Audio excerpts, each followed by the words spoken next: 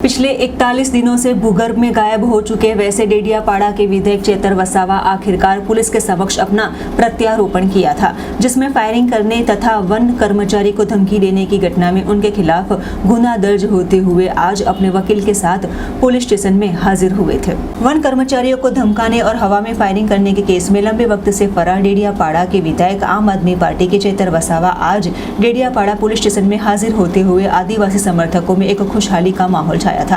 राज्य भर में आम आदमी पार्टी के विधायक के पक्ष की विदाई के अहवाल मिल रहे हैं। ऐसे में अचानक से चेतर वसावा ने पुलिस के सामने सरेंडर करते हुए कई तरह के तर्क और वितर्क पैदा हुए हैं।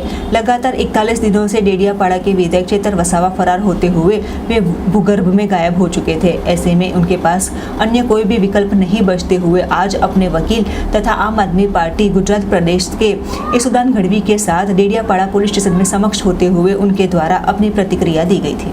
જે અમારા પર ખોટી ફરિયાદ થઈ છે એ બાબતને લઈને આજે અમે પોલીસ સમક્ષ હાજર થવા માટે જઈ રહેલા છે, ત્યારે સૌપ્રથમ 1 મહિના સુધી જે સુખ દુઃખના પ્રસંગોમાં આપ સૌને ત્યાં હું હાજર નથી રહી શક્યો અને આપની સેવાકીય પ્રવૃત્તિ નથી કરી શક્યો એ બદલ આપ સૌની માફી ચાહું છું।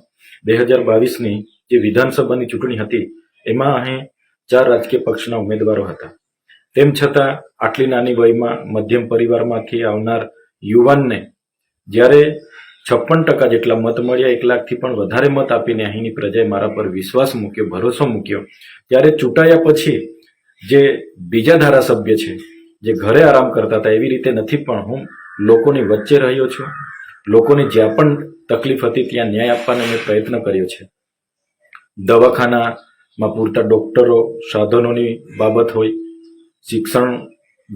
શિક્ષણમાં પૂરતા માસ્તરોની ભરતીની બાબત હોય, પૂરતી બસ સુવિધા, વીજળીની વાત હોય, રોડ રસ્તાની વાત હોય, સિંચાઈના પાણીની વાત હોય, પીવાના પાણી નળ સે જલની વાત હોય, આ વિસ્તારોમાં થતા ભ્રષ્ટાચારોની વાત હોય, પ્રાઇઝના વહીવટદારમાં ચાલતા કૌભાંડોને ઉજાગર કરવાની વાત હોય, એસટી વિદ્યાર્થીઓને ઉચ્ચ અભ્યાસ માટે ફ્રી સિપ કાર્ડ આપવાની બાબત હોય, શિષ્યવૃત્તિ જે 2022ની નથી મળી એ 2,67,000 વિદ્યાર્થીઓને સ્કોલરશીપ અપાવવાની બાબત હોય, ની સાથે સાથે જે આ વિસ્તારોની જે આદિવાસીની અસ્મિતા જે જગાડવાની વાત છે, આદિવાસીઓને જાગૃત કરવાની વાત છે, એ બાબતે પણ અમે આ બોલ્યા છે। સાથે મણિપુરી હિંસાની બાબત, યુસીસી મુદ્દે હોય, નકલી કચેરી કૌભાંડો બાબતે હોય, જે માનવ સર્જિત પૂર નર્મદા નદીમાં જ્યારે પાણી છોડવામાં આવ્યું ત્યારે પણ અમે લોકોની વચ્ચે રહીને લોકોની સાથે ઊભા હતા।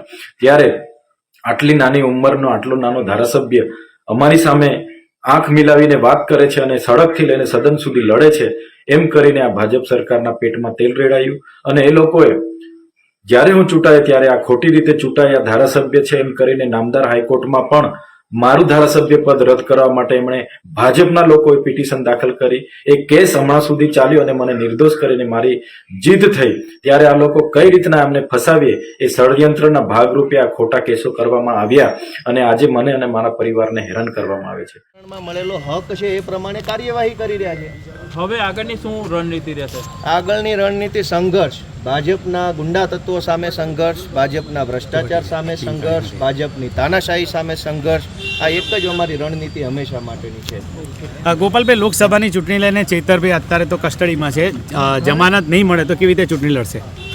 મને એમ લાગે છે કે આ ગુજરાતમાં ભ્રષ્ટાચાર કરવાવાળાને જમાનત મળી જાય છે, બ્રિજ તૂટી જાય છે એને જામીન મળી જાય છે, દારૂ વેચે છે એને જામીન મળી જાય છે, અને ડ્રગ્સની બજાર માંડે છે એને જામીન મળી જાય છે, નકલી કચેરી ખોલે છે એને જામીન મળી જાય છે, ઝેરી દારૂ વેચે છે એને જામીન મળી જાય છે, જે લોકો નકલી ટોલનાકા ખોલે છે એને જામીન મળી જાય છે। તો ચૈતરભાઈએ તો આમાંથી કંઈ એવો ગંભીર ગુનો કર્યો નથી, તો શા માટે જામીન નહીં મળે? ચૈતરભાઈએ ધારાસભ્ય તરીકે જનતાના મુદ્દા ઉઠાવ્યા છે, એટલો જ ગુનો છે ને એ ગુનામાં જામીન નહીં મળે આ દેશમાં?